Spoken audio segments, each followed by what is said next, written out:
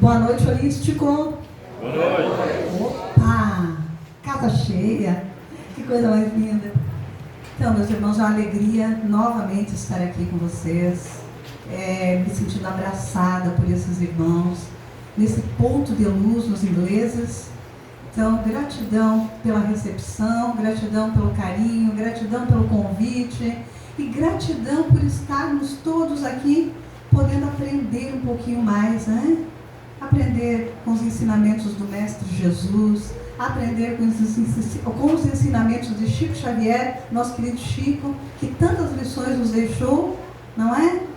E hoje, então, nós vamos falar um pouquinho sobre o sentido da vida. Tema lindo, não é? Não é bonito? Quem acha bonito esse título? Todo mundo acha bonito? Pois é, mas o que é que esse tema tem a ver conosco? Porque é tudo tão bonitinho, não é? Tudo tão enfeitadinho. Mas quando nós mergulhamos naquilo que o tema quer nos dizer, nós precisamos tentar nos identificar com o tema. Não é assim? Eu preciso me identificar, eu preciso me ver naquilo que eu estou ouvindo ou naquilo que eu estou falando. Então, primeiramente, quem está falando, né?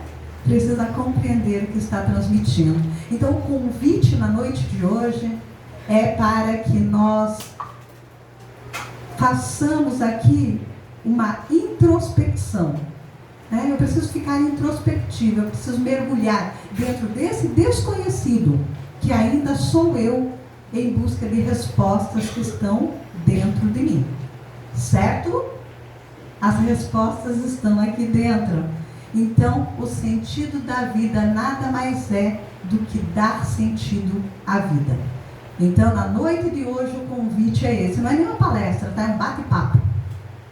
Eu quero que vocês entendam isso como um bate-papo. Nós vamos conversar sobre qual é o passo que eu preciso dar para dar esse sentido à minha vida. Pois muitos de nós confundimos o caminho com o sentido. Não é assim?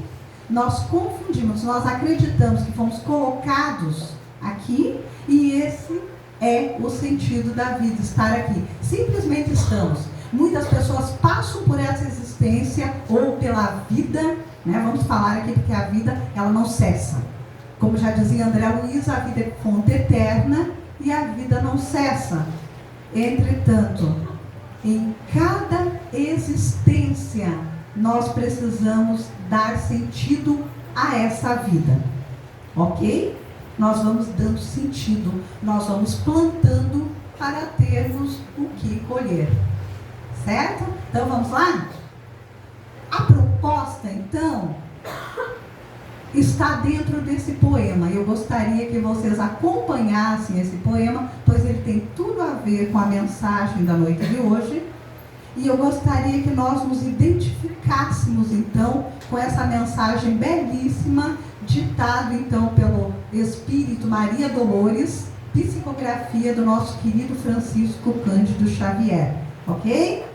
Já falei, né? O convite é: vamos dar sentido à nossa vida? E como é que nós vamos dar sentido à nossa vida? Então, quero convidar a todos a prestarem atenção nesse poema que diz assim: o dom de Deus. Alguém um dia perguntou a Michelangelo, enquanto ele esculpia: Senhor, por que razão martelar essa pedra indefesa? Não seria mais justo deixá-la em paz no coração da natureza? E o escultor, entretanto, respondeu simplesmente, sem alterar a voz: um anjo mora preso nesse bloco maciço, e eu tenho o compromisso de trazê-lo até nós. E batendo, e cortando, aresta sobre aresta, amparando e brunindo o mármore que entesta. Vê afinal o instante em que ele próprio exulta, a obra-prima que jazia oculta, aparece soberana. É um anjo que sorri quase que em filigrana. É o uma pedra, enfim, que se transforma em prodígios de formas, em requintes de luz e de beleza humana. Assim também, alma querida, quando a dor te ameaça e te amarfanha a vida, não grites maldições, nem fabriques labéus. A prova é força que te aperfeiçoa. A dor nasce de Deus por dom profundo, que te arranca do mundo para brilhar no céu. Que linda, né? Que poema lindo. Então vamos lá? Vamos tentar nos identificar nesse poema de Maria Dolores. Senhor, por que razão martelar essa pedra indefesa? Quem é a pedra indefesa? Quem é que se acha uma pedra indefesa em alguns momentos? Nós. Nós vamos nos vitimizando perante os problemas, diante dos obstáculos. E nós vamos nos fechando para a vida. E vamos nos esquecendo que somos filhos do cara. Não é? Nós falamos que somos filhos de Deus. E nós falamos, Deus é soberanamente justo e bom. Deus é Pai de amor, de bondade e de infinita misericórdia. Não é isso que nós falamos? E por que é que nós não acreditamos na nossa capacidade de transformação? Qual é o problema? Qual é o nosso problema, afinal de contas? Nós não acreditamos na nossa capacidade de mudar aquilo que não está bacana. Ou seja, Senhor, por que razão martelar essa pedra indefesa? Mas não seria mais justo me deixar em paz no coração da natureza? Não é? Coloca a Rose aqui, encarna ela e deixa ela viver em paz, sem problema nenhum, sem dificuldades, sem obstáculos. E aí o que acontece com a Rose? Ela não evolui. Porque nós só vamos evoluir através das marteladas. Senhor, por que razão martelar essa pedra indefesa? Um anjo mora preso nesse bloco maciço. E eu tenho o compromisso de trazê-lo até vós, ou até nós. Eu tenho o compromisso de arrancar esse anjo que mora dentro desse bloco maciço, esse bloco teimoso, orgulhoso, vaidoso, prepotente, arrogante, que muitas vezes se acha o dono da verdade, não é? E não admite que ninguém saiba mais do que eu. Não é assim? Então eu preciso das marteladas para que eu faça as minhas escolhas de forma correta, para que eu compreenda que eu não sou vítima de nada. Primeiro, não somos vítimas de nada. Entretanto, se nós passamos por dificuldades, é porque nós estamos aprendendo, estamos evoluindo. Eu estou admitindo que eu preciso melhorar algo em mim, eu preciso dar lapidação. Então, esse anjo precisa dessa transformação. Então, um anjo que sorri quase que em filigrana, uma pedra, enfim, que se transforma em prodígios de formas, em requintes de luz e de beleza humana. Um dia seremos lindos. Um dia todos nós seremos anjos. Quando? Quando nós fizermos as escolhas certas. Ah, será que para que eu me torne um anjo, eu preciso acordar pela manhã e orar tantos Pais Nossos e tantas Aves Marias? Será? Será que isso é o suficiente? Não, beleza, quem gosta de fazer oração, maravilha, tá? Mas a melhor oração é o meu olhar amoroso, é o bom dia verdadeiro, é o saber conviver, é o respeito pelo próximo, é o sermos gratos por tudo aquilo que o outro nos oferece. Não é assim? quando eu passo a ter gratidão, a olhar com amor e com respeito, eu já estou fazendo a oração do dia todo. De nada adianta vir para a casa espírita, eu sempre falo isso aqui, né, Ricardo? Adianta de nada vir para a casa espírita, eu vou lá, eu tomo passe, e aí eu viro anjo? Não, né? Não adianta de nada, tá? Desculpa aqui a informação. Mas nós vamos continuar sendo ou passando pelas mesmas dificuldades no dia seguinte, porque não depende do outro. Não depende daquele que transmite o passe. Depende de mim. Eu preciso querer, mas eu preciso querer muito. Então, aí começa o sentido da minha vida. Quando eu começo a querer dar sentido a essa vida. Eu quero conviver melhor, eu quero, não é o outro que muda, porque nós passamos muito nosso tempo querendo que o outro mude, que o outro se transforme naquilo que me agrada. Mas eu não, acredito que eu não preciso mudar. Eu acredito que eu não preciso ser lapidada. Por que razão martelar se eu sou a vítima? Todo mundo está errado, só eu estou certa? Então eu vou continuar levando marteladas até que eu aprenda. Até que um dia eu compreenda o verdadeiro sentido da minha existência. Eu não estou aqui a passeio. Nós não somos seres do berço a caminho do túmulo. Nós vamos muito além. Mas eu preciso compreender isso. Então, compreendendo essa mensagem belíssima, né? A prova é a força que te aperfeiçoa, olha só. Então, quando eu choro, eu estou me aperfeiçoando, certamente. Se desse meu pranto surtir resultado. Se esse pranto fizer com que eu entenda que eu preciso me transformar em alguém melhor, que eu não esteja culpando o outro pelo meu pranto, pela minha dor, pelo meu sofrimento.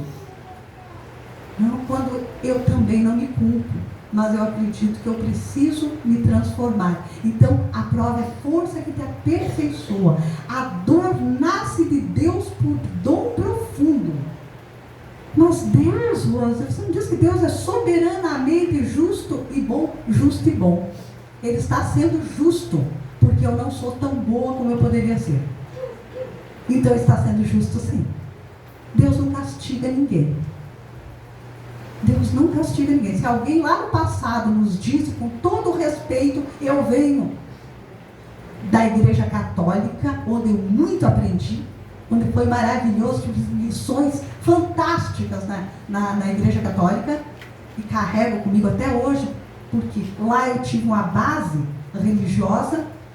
Entretanto, quando me diziam que Deus castigava, eu sempre contrariei. Não é possível. Deus é bom. Deus é bom, Ele não castiga. Então eu sei onde eu estou tropeçando e onde eu preciso aprender a me levantar. E não me apegar à pedra de tropeço. Aí acaba o meu vitimismo, aí eu começo a dar sentido, o verdadeiro sentido à minha vida. Então, em O Livro dos Espíritos, na questão 525, Allan Kardec, o codificador da doutrina espírita, com muita propriedade, ele vai perguntar aos espíritos: os espíritos exercem uma influência sobre os acontecimentos da vida? Olha só, será que os espíritos são culpados pelos acontecimentos em nossas vidas? Será que eles influenciam? Sim.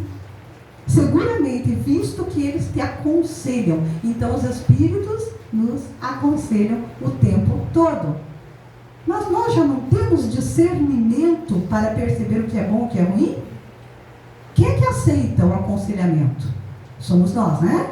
Então nós somos não culpados, tá? Responsáveis por nossas escolhas.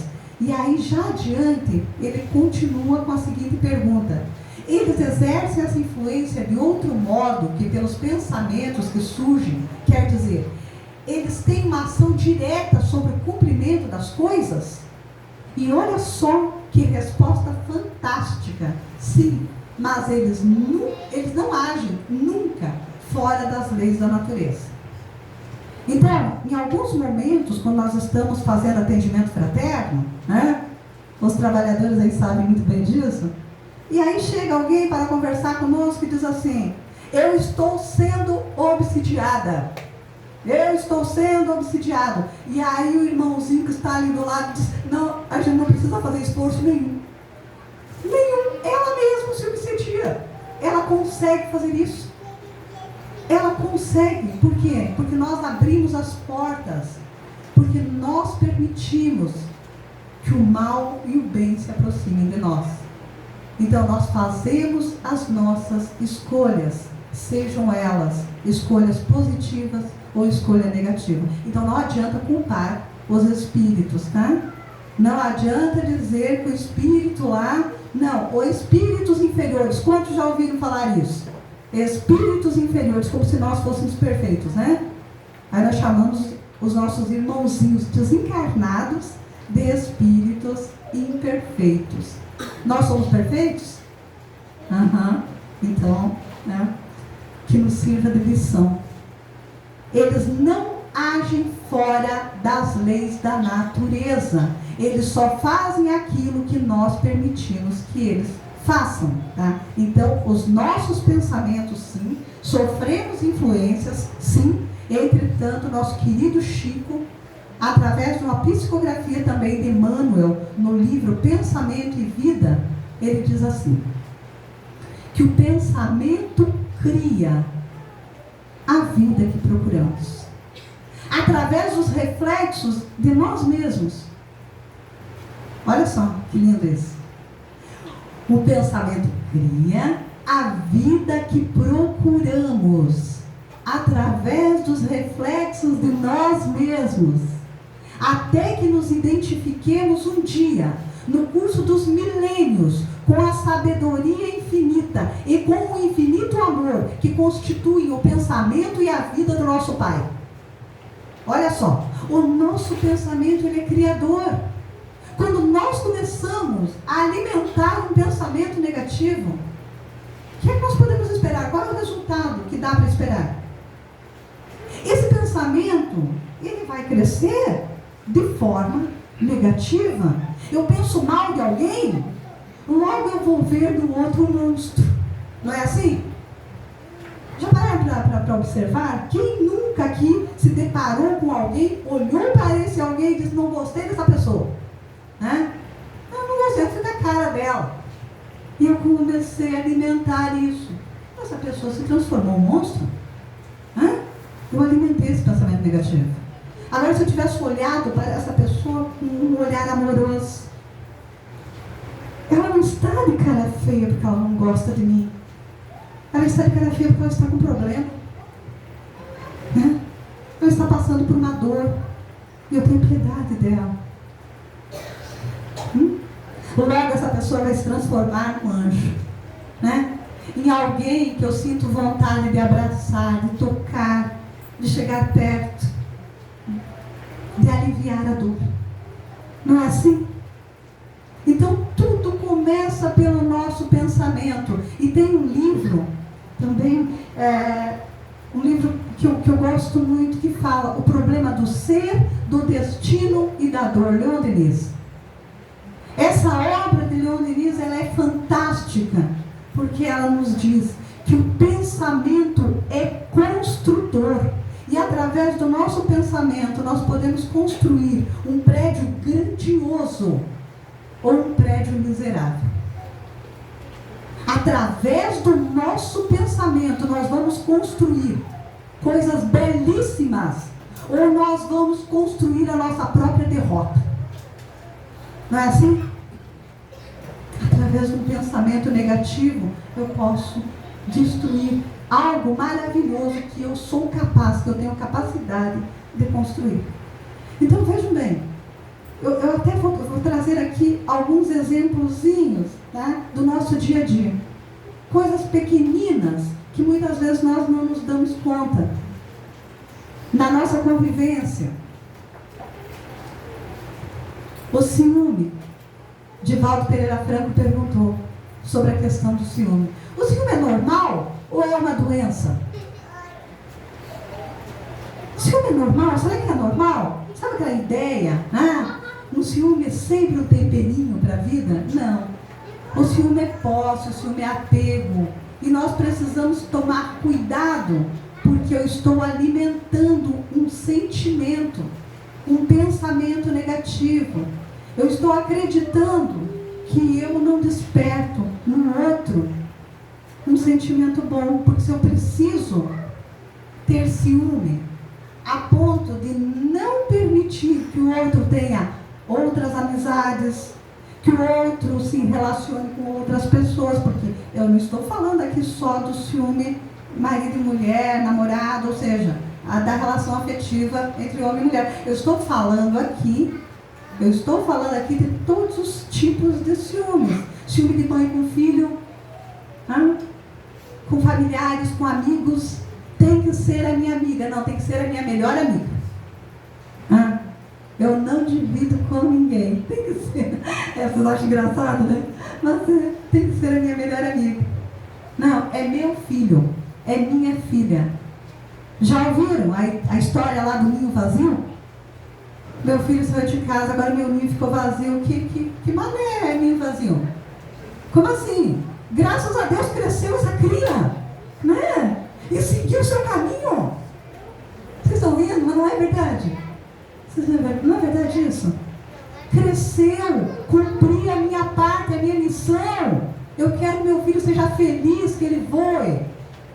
E que voe muito alto. E que siga em frente. Então essa questão do ninho vazio já é algo que foi construído dentro de uma mente que se permitiu o ciúme, a doença do ciúme.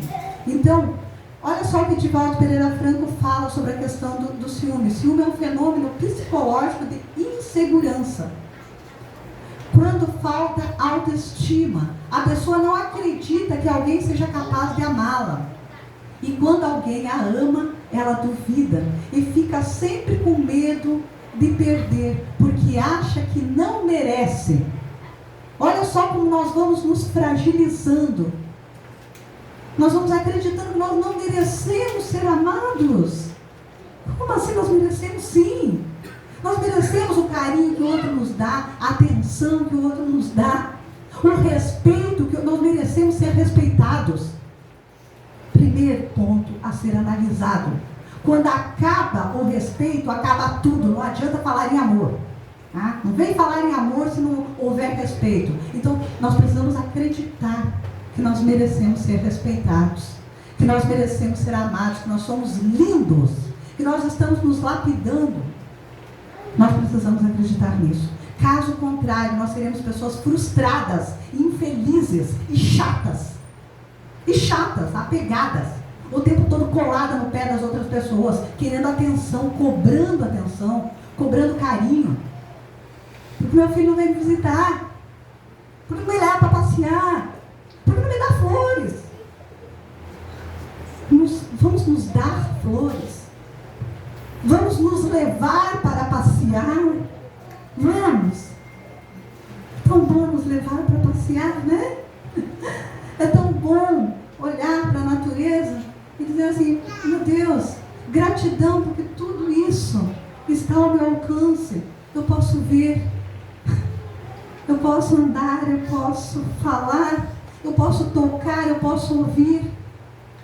Que beleza, vamos ser gratos, sem depender do outro. Vamos utilizar da nossa individualidade, do ser, de ter essa capacidade interior de realizar coisas que nós nos propusemos a realizar.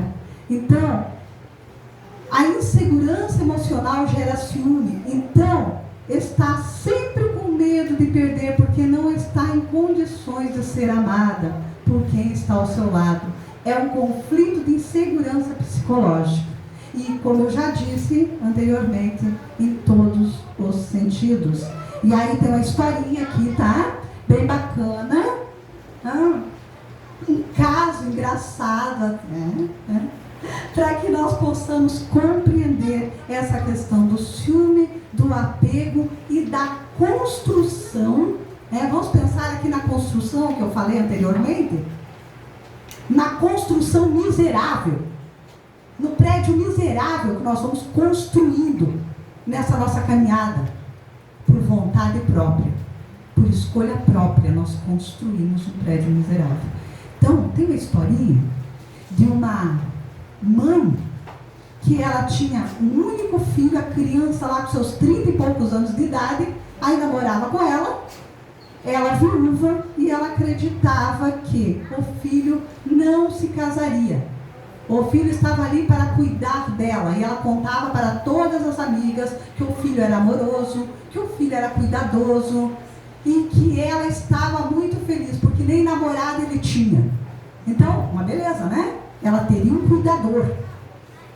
Entretanto, num determinado dia, eis que o rapaz chega em casa e diz: mãe, conheci uma moça maravilhosa, e a mãe vai gostar muito dela. Mas percebendo que a mãe imediatamente fechou o semblante, o rapaz, para tentar amenizar a situação, disse: bem, mãe, eu vou trazer ela aqui para a senhora conhecer, mas eu vou trazer com ela mais 2 amigas. E aí, no dia combinado, ele trouxe a moça e mais as 2 amigas. As 3 se sentaram na sala para conversar com a mãe, e ele foi para a cozinha preparar o café. Alguns minutos depois, ele chama a mãe e pergunta: mãe, agora eu quero que a mãe me responda. Qual das 3 é a minha namorada? E a mãe respondeu: a moça que está sentada no meio. Ele levou um susto: mas mãe, como é que a mãe sabe?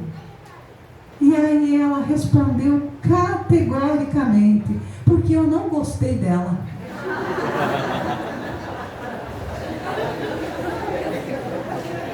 E aí nós conseguimos compreender onde começa a construção do prédio miserável?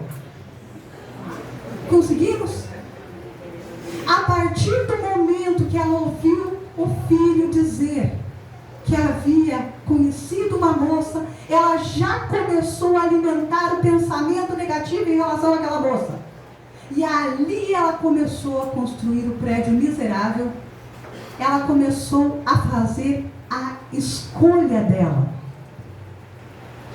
a escolher o sentido da vida dela. Por quê?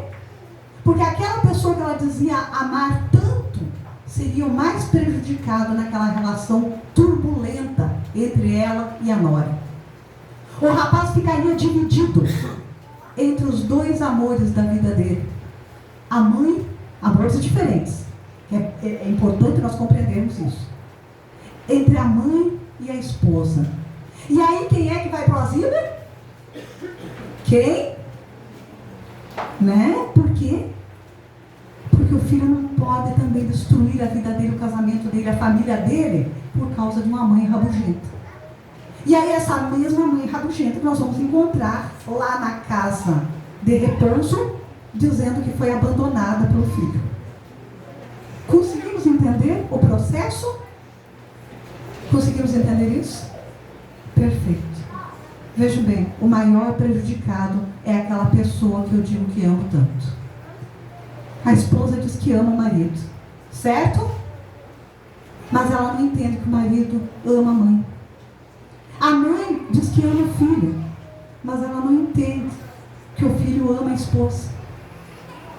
A nora é para ser recebida como filha.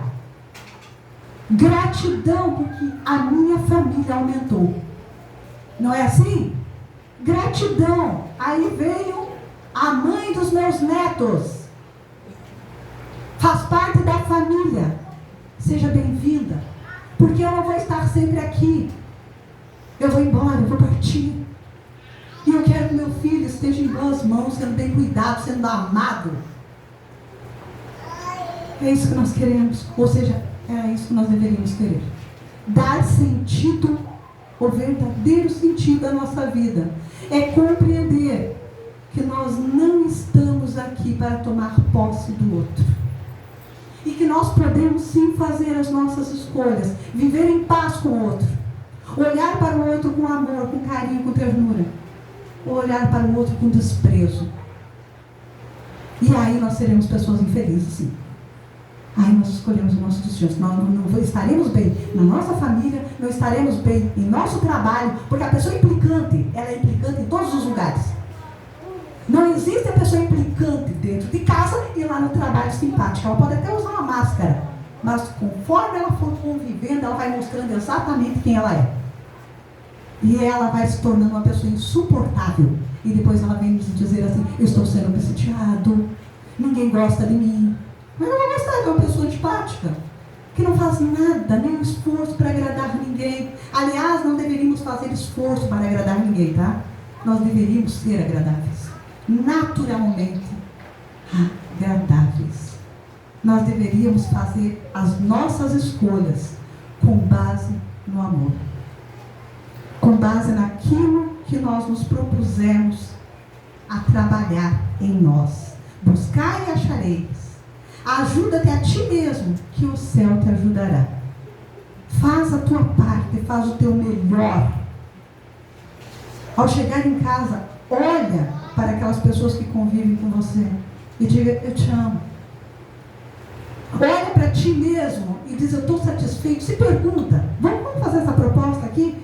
Eu vou chegar amanhã, de manhã, ao despertar dessa carruagem do sono, se nós conseguirmos, né? Vamos saber. Ao despertar dessa carruagem do sono, nos perguntar: eu estou feliz do jeitinho que eu sou? Na situação que eu estou? E se a resposta for não, eu vou fazer alguma coisa para mudar isso. Porque muitas vezes nós saímos por aí também, tentando mostrar para os outros aquilo que nós não estamos sentindo. E nós precisamos ser verdadeiros conosco mesmo. Vamos lá, tá? Esse relógio é obsessor também, tá? Então, olha só. Quando o Espírito toma consciência de que é construtor de si mesmo, o artífice de sua felicidade, e aí eu vou acrescentar, da sua infelicidade também, ele não para mais. Pode acontecer o que for, ele continua. É assim. Quando nós descobrimos a força que existe dentro de nós, a capacidade de transformar que existe dentro de nós, nós não paramos mais. Somos capazes. Todos nós somos. Agora nós precisamos acreditar nisso. Nós podemos e devemos sim mudar aquilo que não nos faz bem. Aquilo que está amargando a nossa vida e nos amargando em relação ao outro, porque ninguém dá aquilo que não tem. Se eu não estou feliz, certamente eu vou ferir alguém. Já ouviram isso? Quem está sangrando acaba sangrando em cima do outro. Então tomemos cuidado com isso. Todo sofrimento tem data certa para acabar. Esse é o sentido que vai nos movimentar. A dor não dura para sempre. Agora, o esforço é nosso. Vamos acreditar? Tem tempinho para a mensagem final? Sr. Ricardo. Então vamos lá. Vamos encerrar com uma mensagem belíssima. Vamos falar de amor? Está tendo som. Então, ainda que eu fale todas as línguas dos homens e dos anjos, ainda que eu fale todas as línguas dos anjos e dos homens, se eu não tiver amor, eu serei apenas um bronze que ressoa, um sino que retine. Ainda que eu possua o dom das profecias, saiba todos os mistérios, conheça todas as ciências, ainda que eu possua tamanho grau de fé que me permita remover montanhas, se eu não tiver amor, eu nada serei. Ainda que eu distribua meus bens entre os pobres e deixe então o fogo destruir o meu corpo, nenhum proveito eu tiro se eu não tiver amor. O amor é paciente, o amor é bondoso, não é nada exigente, arrogante, orgulhoso ou vaidoso. Jamais é descortês, nunca interesseiro. O amor não se orgulha. O amor simplesmente é. Por enquanto, vemos Deus através dos espelhos. Deus de face a face. Por enquanto, eu conheço Deus em partes, mas conhecerei Deus como sou por Ele conhecido. Temos hoje a fé, a esperança e o amor. Dos três, não tenho dúvida, o mais excelente é o amor. Que Jesus esteja conosco. Gratidão pelos olhares, pelo carinho. E vamos cuidar dessa nossa caminhada. Que assim seja.